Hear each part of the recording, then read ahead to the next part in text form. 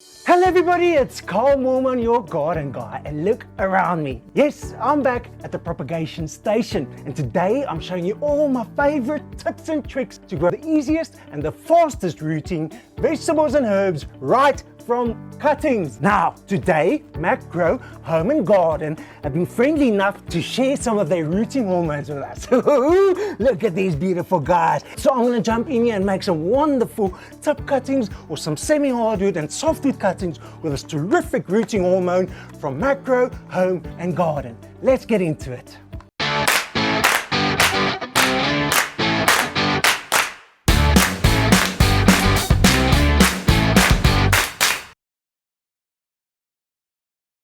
Top herbs and vegetables to grow from cuttings at home, quick and easy. Click the link above or below for the rest of this cutting series. Let's start with the tip cuttings here. These beautiful softwood cuttings of basil. Right, now these guys have gone straight into the water right after harvesting them, and the reason for that is so they don't lose all their moisture before we plant them. Okay, really important because we want them in optimal condition. Okay, so I'm going to move this so you can see what I'm doing here. And now with a very sharp secateur, this is a beautiful Falco 6 from Falco, terrific, reliable tool. Right, sharp secateurs, and we want them sterilized, eh? Yes, we don't want any because now there could be some baddies around. Okay, sterilized, clean and sharp secateurs. Right, now I'm just going to reach over here, and here I've got some, oopsie, we don't want that happening.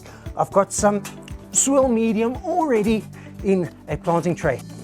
Right, finally we get to climb into our plant material. Okay, here we go. Now I'm gonna pull this guy out. Now you can see there where I've made the cutting, I've made very sure we have removed the plant material, that I've made a cut below the node as well as above the node. Why? Because that's where growth happens on your plant. So you want one node for root growth, one node for foliage growth. Pretty simple.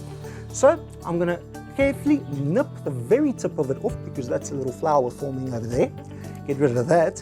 And now, come look a little bit closer. Look at that. There you can see two very definite branches and the node. Okay, we want to remove all of this excess plant material because it's only going to waste the plant's energy.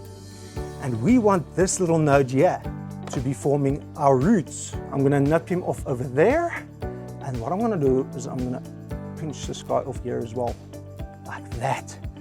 And this is the part I'm after. This is the little bit that's going to become my cutting.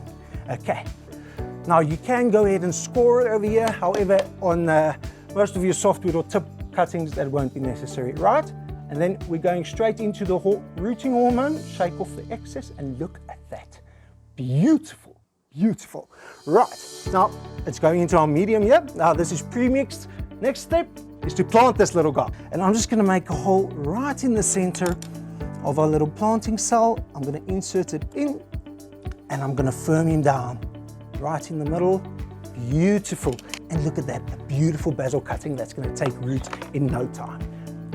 Okay, so I'm going to be doing a few of these cuttings, and yeah, stick around. I'm going to share some tips while I'm busy making them.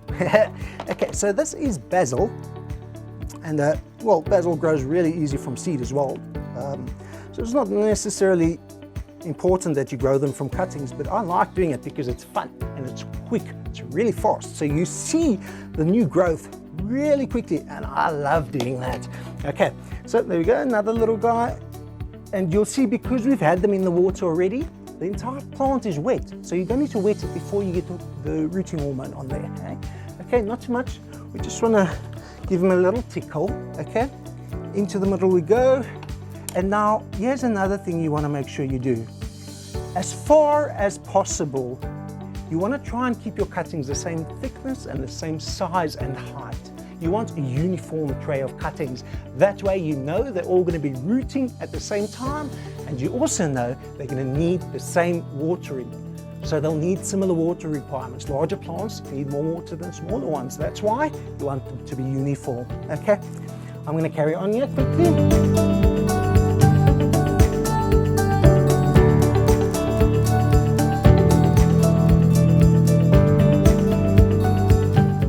That's it, just about doing my last little basil cutting over here. I was limited by my mother stock. I didn't have enough of a mother plant to get uniform cuttings for this entire tray. So I'm just going to be planting up the first 2 or 3 rows like that. And in no time, we're going to have some delicious, fresh, established basil plants going right back into the food garden. Last little guy, yeah. Now, what you want to do is, as with most cuttings, right after planting them, you're going to water it in. And then he's going onto a windowsill or in the greenhouse. I sometimes even put them in sort of a semi-shady spot outside so that they're already acclimatized to the natural environment outside. If you do have these guys root indoors or in, say, a greenhouse, you need to make sure that you harden them off by slowly exposing them 2 or 3 hours a day to the harsh conditions outdoors. Otherwise, you plant a little plant which is tender from being in the greenhouse, and the first bit of sun kills him right out. Okay, top herbs and vegetables to grow from cuttings at home, quick and easy, and in no time you can have all these beautiful plants to use either in the garden or give to some mates or even sell some of them, you know? Up to you. That's my quick guide on how to grow herbs and vegetables from cuttings with a terrific rooting hormone for macro, home and garden. Thank you for your time and spending a day with me and Macro in the garden today. I look forward to seeing you on the next video. If you've enjoyed this, please consider liking and subscribing. Until next time, happy gardening and happy propagation.